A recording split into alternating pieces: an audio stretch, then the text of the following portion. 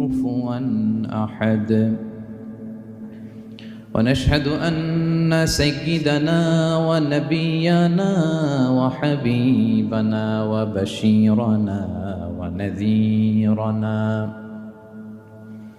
وطبيبنا وطبيب قلوبنا وحبيبنا وحبيب ربنا محمدا عبد الله ورسوله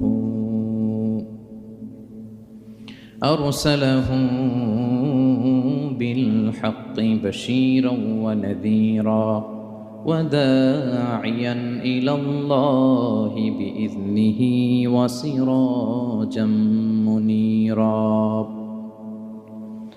أما بعد فقد قال الله تعالى